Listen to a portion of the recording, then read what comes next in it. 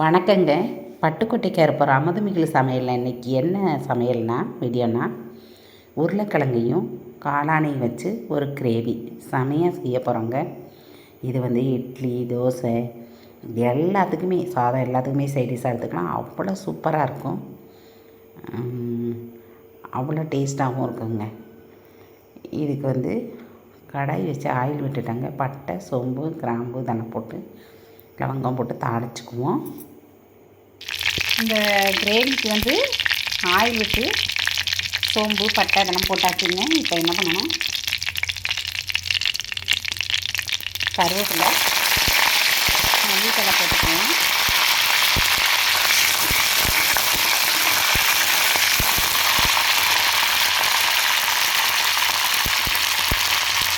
இது ஒரு பல்லாரி வெங்காயமும் ஒரு தக்காளியும் எடுத்துருக்கேன், அதை சேர்த்துக்கணும்.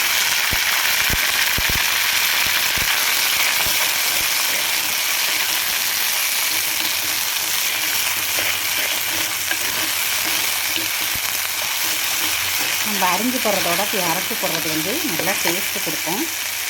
இப்போ உருளைக்கிழங்கு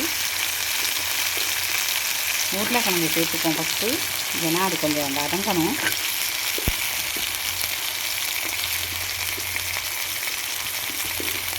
காளான் சட்டுன்னு வந்துடும். கொஞ்சம் நேரம் உருளைக்கிழங்கு குக்காகட்டும்.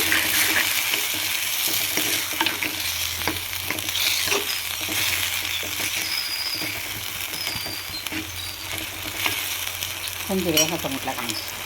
ஓரளவுக்கு இஞ்சி பூண்டுங்கிறேன், ஓரளவுக்கு உருளைக்கிழங்கும் அந்த தக்காளி வெங்காயம் பச்சை வாசமெல்லாம் போயிடுச்சு. இப்போ காளானை சேர்த்துக்குவோம்.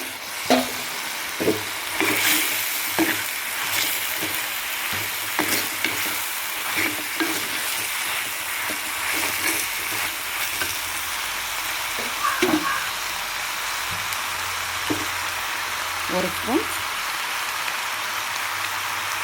ரொம்ப காரமாக இருக்கட்டும். ஒரு ஸ்பூன் மிளகாய், 1.5 ஸ்பூன் மிளகாத்தூள் போட்டிருக்கேன். ஒரு சின்ன ஸ்பூன் மஞ்சத்தூள், ஒரு ஸ்பூன் கரம் மசாலா, ஒரு ஸ்பூன் ஜீரகத்தூள் சோம்புத்தூள், அப்புறம் அரை மூடி தேங்காய்.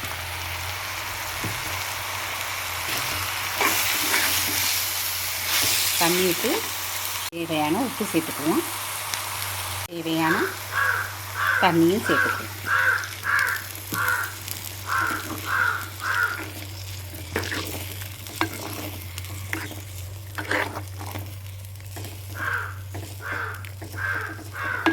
செமையாக இருக்கும் இந்த கிரேவி. பூரி சப்பாத்தி தோசை இட்லி சாதம் எல்லாத்துக்குமே வச்சு சாப்பிட்லாம்.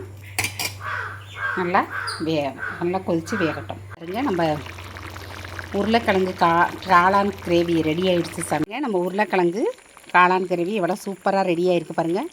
அவ்வளோ டேஸ்ட்டாக இருக்கும் சாப்பிட. எல்லாத்துலேயுமே சாப்பாட்டில் வச்சு சாப்பிட்லாம். பூரி சப்பாத்திலேருந்து தோசை இட்லி சாதம் எல்லாத்துக்குமே வச்சு சாப்பிட்லாம். அவ்வளோ செம்மையாக இருக்குங்க. நீங்களும் இதே மாதிரி ரெண்டையும் வச்சு செஞ்சு பாருங்கள். உங்களுக்கு இந்த வீடியோ பிடிச்சதுன்னா லைக் பண்ணுங்கள், ஷேர் பண்ணுங்கள், கமெண்ட் பண்ணுங்கள். மறக்காமல் சப்ஸ்கிரைப் பண்ணுங்கள். ஃபுல் வீடியோவும் பாருங்கள். நன்றிங்க.